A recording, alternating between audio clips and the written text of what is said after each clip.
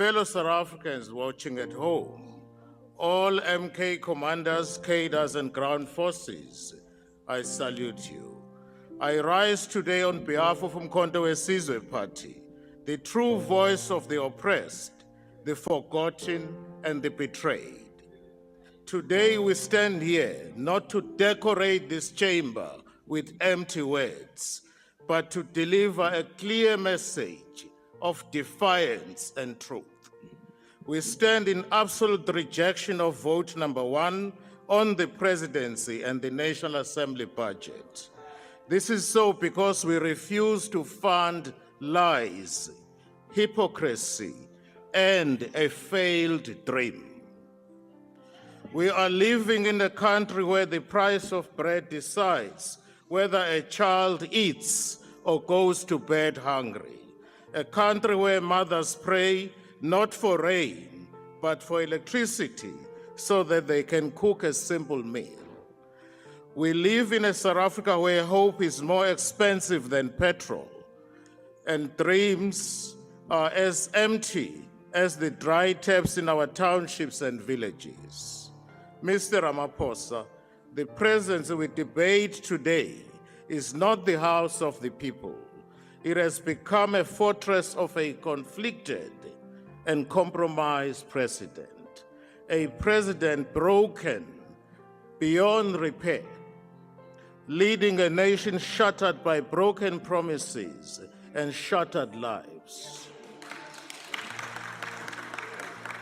This is a president whose couch swallowed millions in foreign currency, palapa.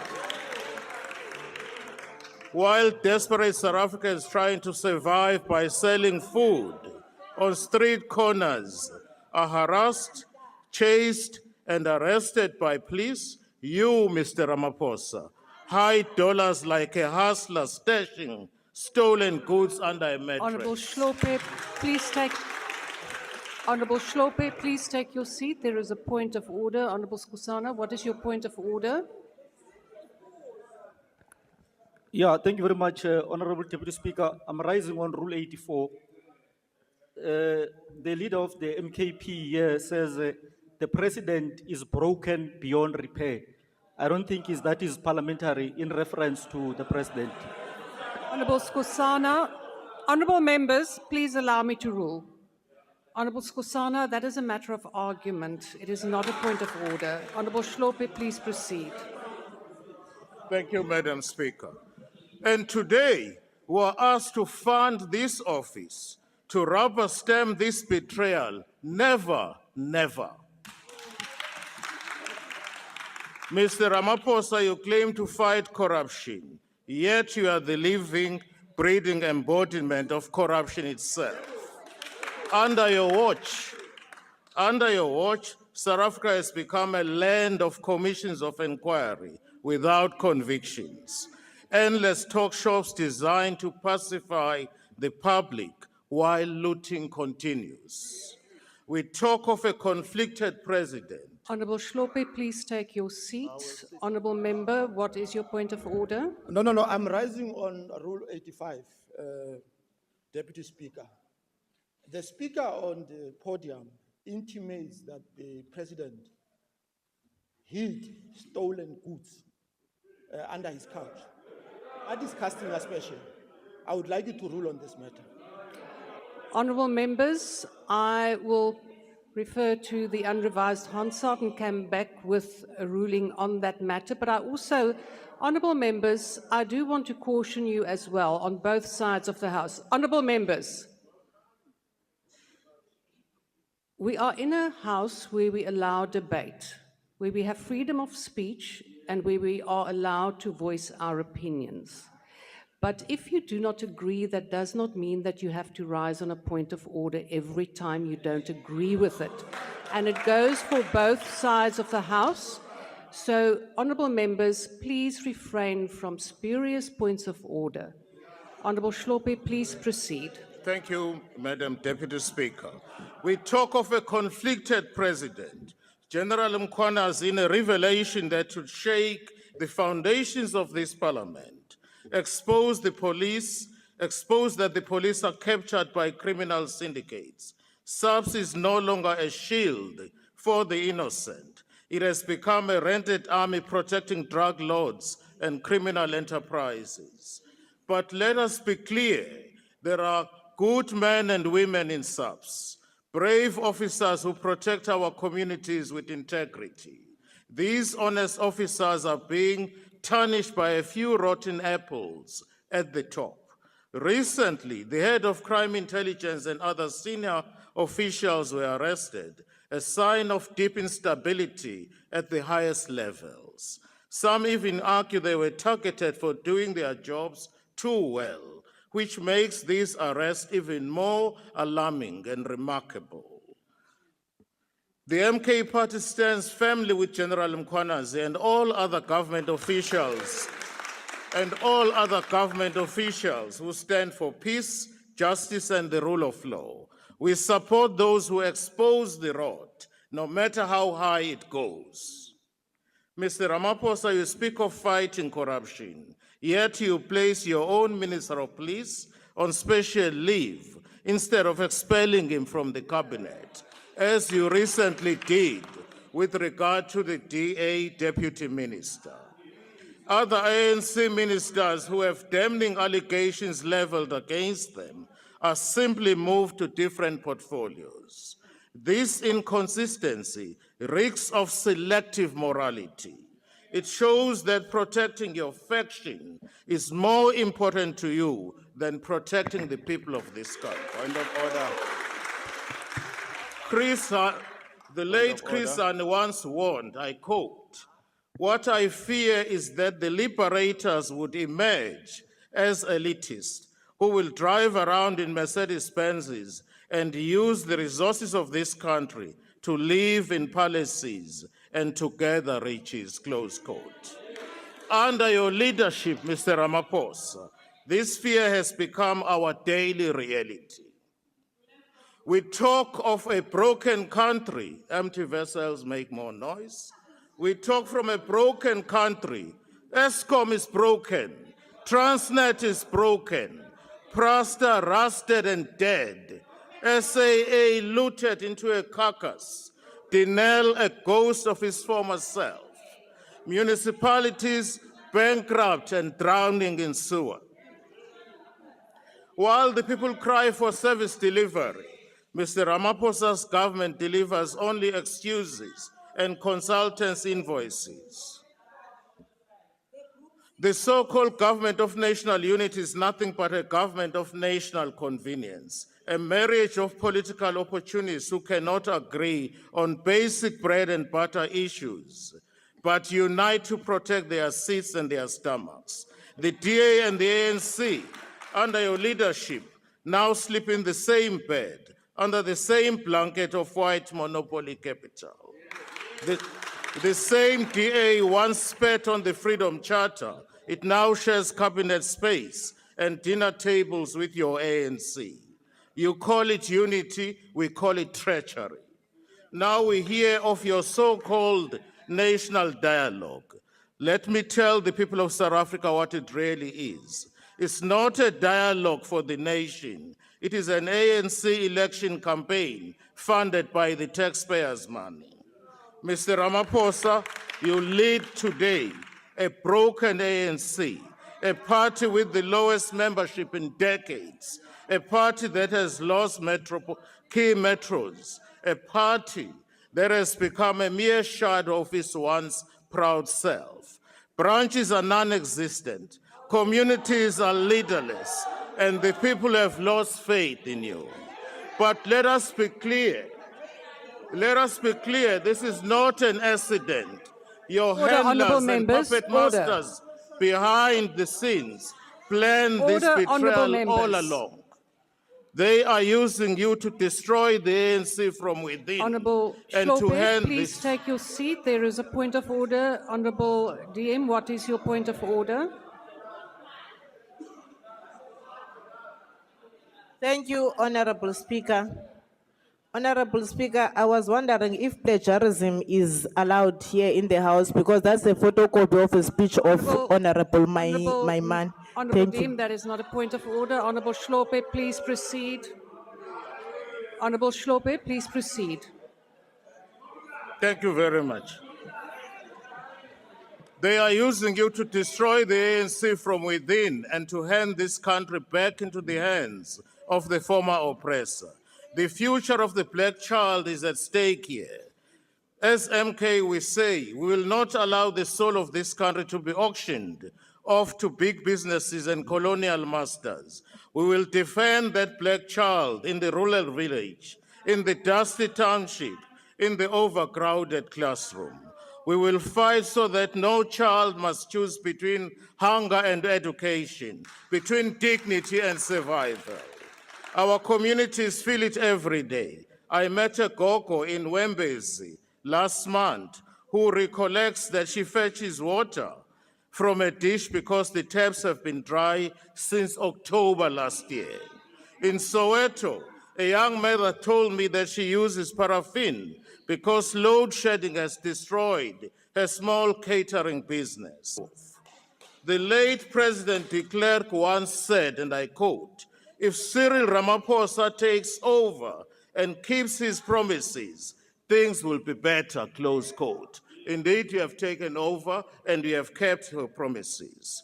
Your presidential promises have become funeral songs for the living.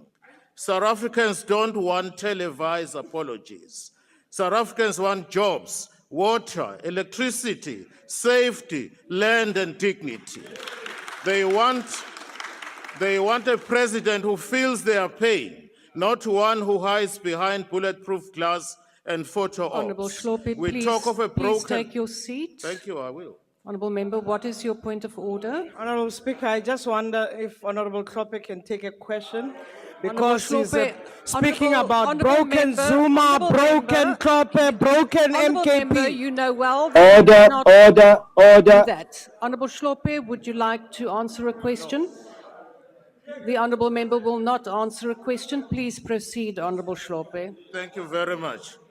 We talk of broken promises, land expropriation without compensation forgotten, free education for all forgotten, state-owned enterprises as engines of development sold off piece by piece to the highest bidder.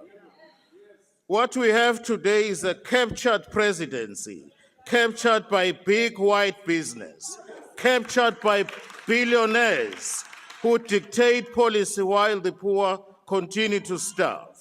Today, we are debating a budget to keep this charade alive. The National Assembly, under your watch, Mr. Ramaphosa, is supposed to be the watchdog of the executive. Instead, it has become a poodle sitting at your feet, begging for scraps of patronage. We, the MK Party, refuse to fund our own oppression. We refuse to legitimize this betrayal. We refuse to build a palace for a president while our people sleep under leaking roofs and cook on open fires. To my colleagues in this House, you stand at the fork in this road. You can choose to be complicit in the auctioning of this nation, or you can rise as true servants of the people. One, we reject a president that has become a piggy bank for the elite. We reject a parliament that has turned into a silent spectator to national decay. Honorable Deputy Speaker, the people of this country are watching. They will remember who stood with them when they were hungry, jobless, and homeless and hopeless. The MK Party will continue to fight for the South Africa where land and wealth are shared, where children drink clean water, where the lights stay on, and where the president serves, not sells, the people. Let history record, we refuse to endorse these lies. We refuse to fund betrayal. We refuse to clap hands for a captured president. The MK Party stands firm. I end by asking you, Mr. President, corruption is so common in this country. It happens right under your nose. The question is, why can't you see it every day? Why can't you see it every day? What is the obstruction? I end you. Thank you.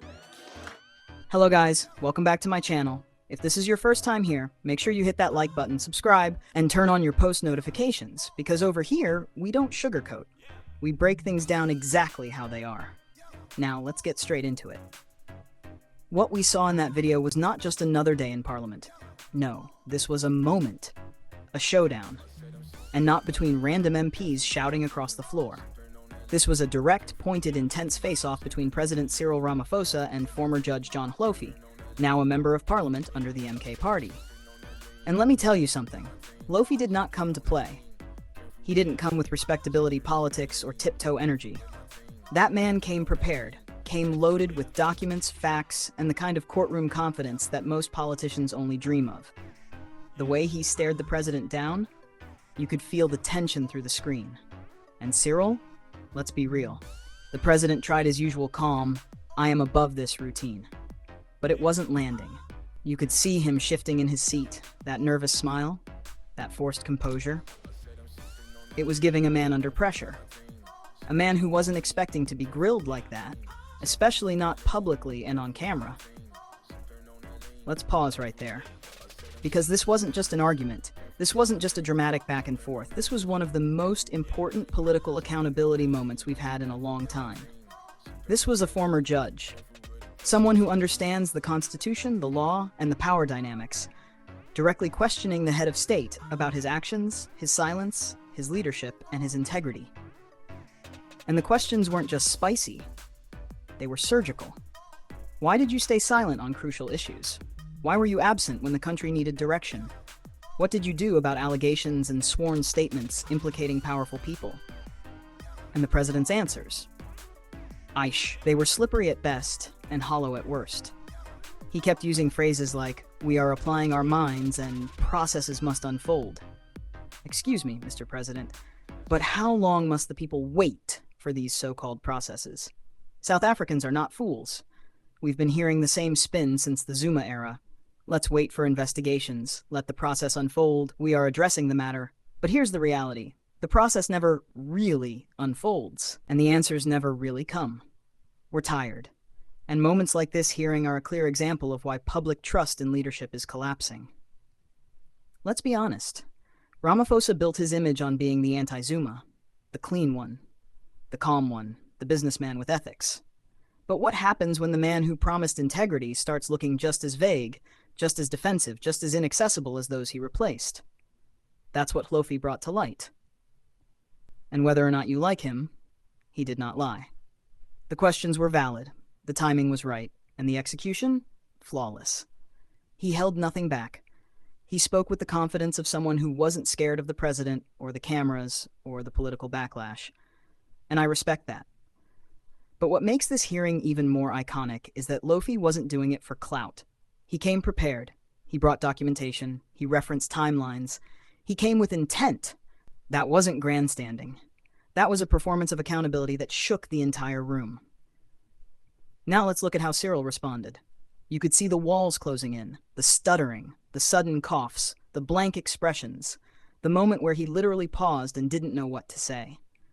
You could hear the silence in the room. That wasn't confidence, that was survival mode. And where were the ANC defenders? Quiet. No one jumped in. No one tried to shut it down. Even the speaker let it go on. Because deep down, they knew. Hlophe was saying the things most of them were too scared to say out loud. And let's talk about body language. Cyril was not comfortable. He wasn't controlling the room the way a president should. He was shrinking. Hlophe was growing. That dynamic told you everything you needed to know about the power shift happening in real time. Now, I know some of you are asking, is this just politics? Is Hlophe just trying to embarrass him? Maybe. But here's the thing. Even if it's political, that doesn't mean it's not true. That doesn't mean the questions don't matter. That doesn't mean we shouldn't expect answers. And let's not forget, Hlophe himself has faced serious allegations. He's not an angel. But here's what makes this moment powerful. Even a flawed man can speak the truth. Even someone with a controversial past can hold others accountable. And in that moment, Hlophe did what too many others refused to do. He called the president out directly, fearlessly, and publicly. You have to ask yourself, why do we, as South Africans, accept this culture of soft questioning? Why do we let our leaders wiggle out of hard conversations with vague statements and media-trained smiles? The country is bleeding. Corruption is everywhere. Crime is rising. Load shedding is still haunting us. And we're still letting people tell us processes must unfold. I don't think so. This hearing should not just be a trending moment. It should be a turning point. This is the kind of energy we need in Parliament every single week. MPs must ask real questions, with real stakes, on camera, in public. No filters, no PR games. Because South Africa is not a joke. We deserve serious, sharp, fearless leadership. And to the people saying Hlophe was being disrespectful, please. Since when is asking questions disrespect? Since when is calling for accountability considered chaotic? That man was calm. He was measured. He never raised his voice. He simply asked questions that the president didn't want to answer. That's not disrespect. That's democracy. Now imagine if more MPs followed suit. Imagine if Parliament became a space of actual accountability, not just vibes and political acting. Imagine if every leader, every minister, every official was grilled like that. We would see a very different country, because when power is never challenged, it becomes dangerous. And what Hlophe did was remind the president and the rest of us that no one is above the law, not even the most respected man in the room. So, where do we go from here? First, we don't let this video die. We keep sharing it. We talk about it. We demand answers, not just from Cyril, but from the entire cabinet. We deserve leadership that isn't scared to be questioned. We deserve leaders who know the answers and aren't just rehearsing lines. Second, we vote with our eyes open. Don't be fooled by speeches anymore. Don't be seduced by presidential tone. Look at who delivers when pressure hits. Look at who answers when the truth gets uncomfortable. And third, we stay loud. We stay watching. Because if we let this moment fade, we're back to square one. But if we hold on to it, if we turn this energy into consistent demand, into civic action, into political pressure, then change is actually possible. So tell me, do you think Ramaphosa handled that hearing like a leader? Or did Hlophe expose something deeper, something uncomfortable about who our president really is? Drop your thoughts in the comments. Don't hold back. Let's talk about this. Let's make noise. Let's make it unignorable. Mkhwanazi.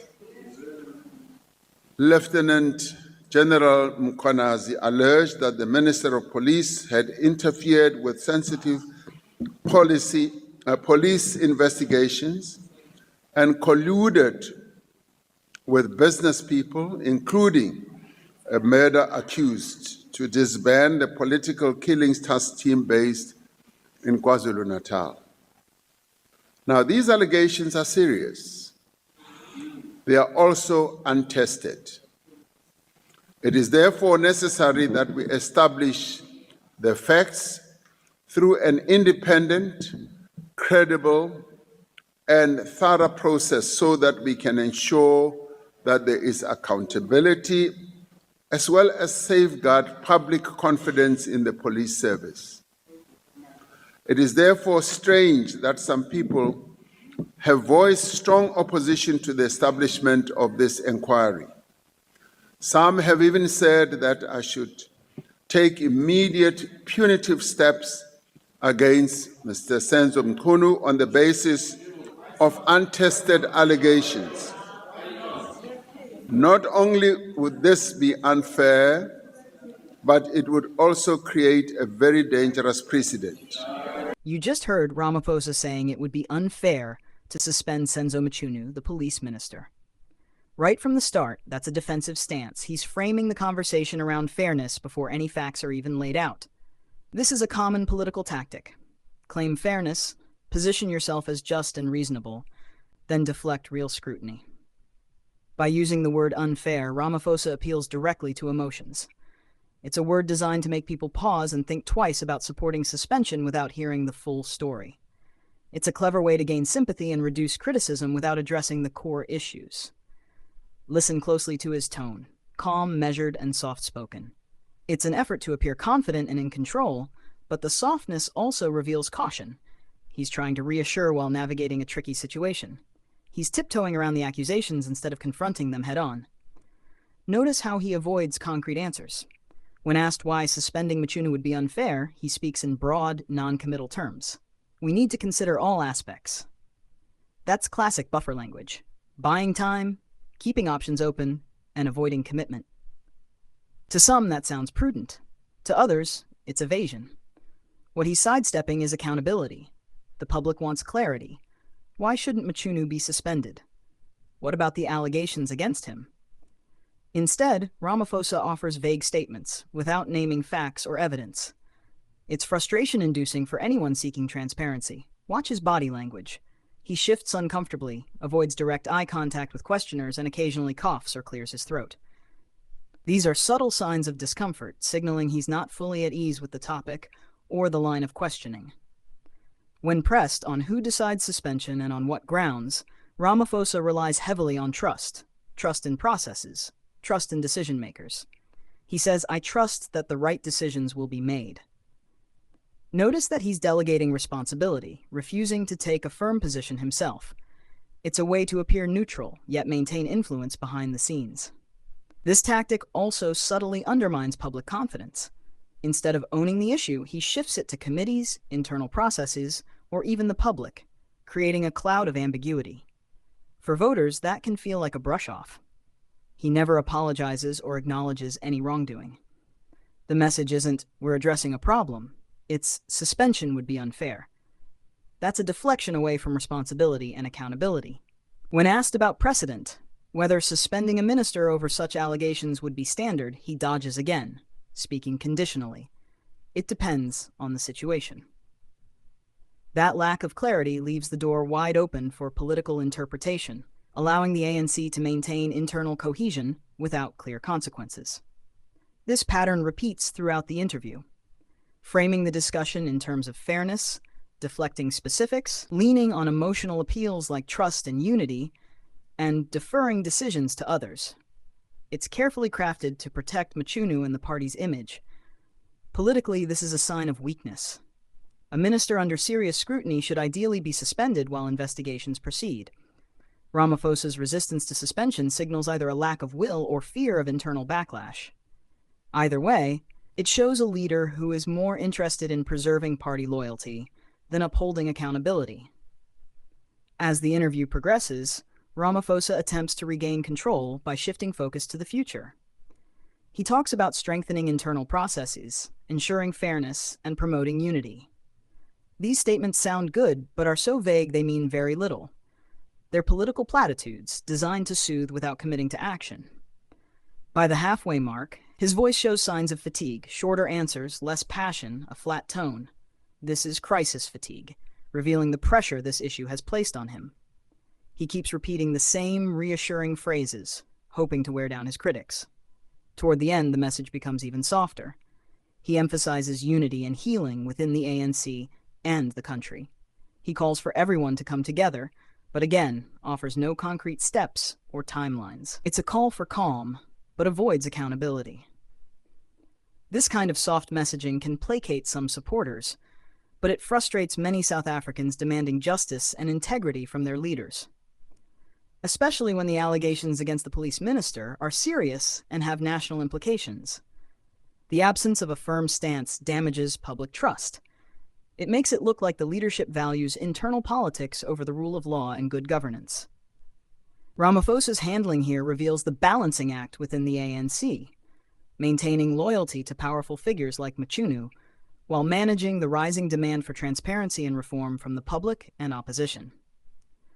This interview is a clear example of how political survival often trumps decisive leadership in South Africa today.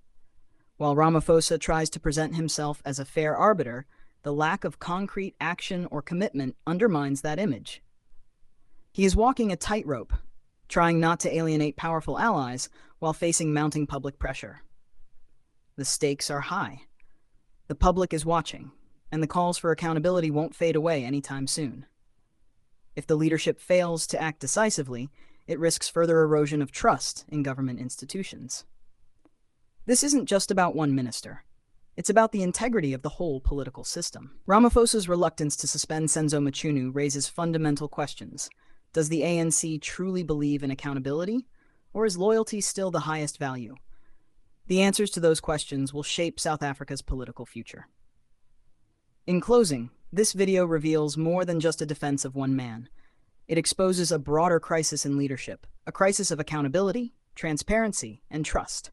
The public deserves better. They deserve clear answers and decisive action. Until that happens, moments like this interview will continue to fuel frustration and cynicism. We must keep demanding accountability. We must keep watching. Because true change begins with holding leaders to account, no matter how uncomfortable that is.